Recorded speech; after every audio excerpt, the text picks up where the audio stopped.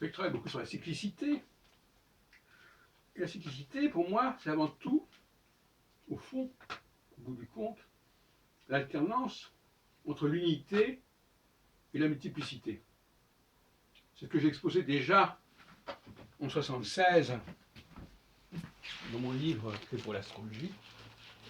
J'avais déjà utilisé la notion de M et U. M et U.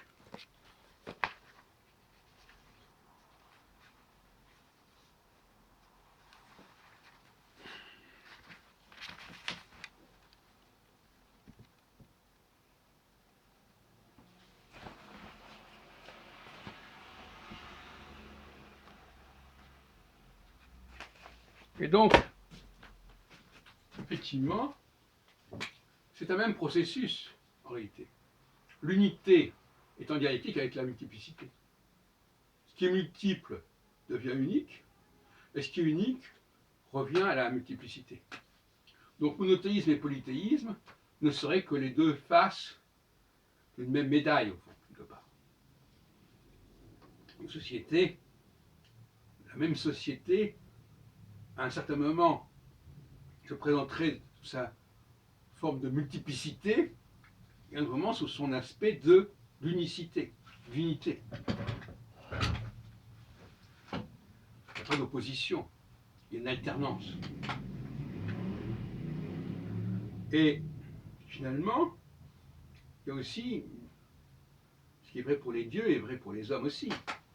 Au moment où les sociétés assument sa diversité, et d'autres moments où elle est en quête d'unité. On peut d'ailleurs conduire au fascisme. Le fascisme, c'est les faisceaux qui vont dans un même sens. Au moment où tout tourne autour d'un seul et même personnage, un seul et même centre, autre moment, c'est ce qu'on peut appeler le côté centripète, où il y a un processus centrifuge, où les choses se dispersent, se diversifient. Voilà, à mon avis, le fondement même de la pensée astrologique. Tout le reste, ce ne sont que des discours. Parce que parler de diversité ou d'unité statiquement, ça n'est pas possible.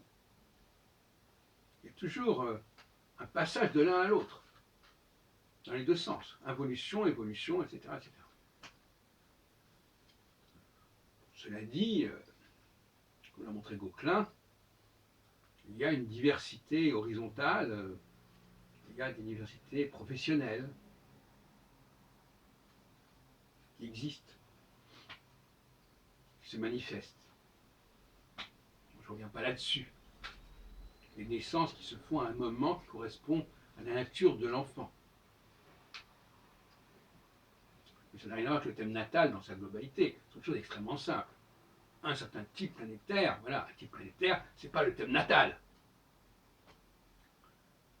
Le thème natal, c'est une espèce de prolifération, de protubérance. On est dans le prolifique.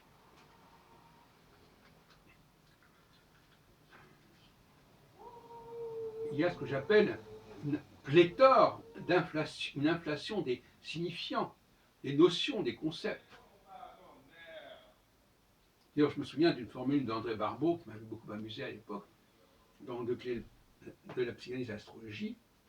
Il disait, voyez-vous, le thème natal, par sa complexité même, par la difficulté même des éléments astronomiques, prouve bien qu'il a vocation à étudier la complexité psychanalytique de l'individu. J'aime bien cette façon de voir les choses. En réalité, c'est faux.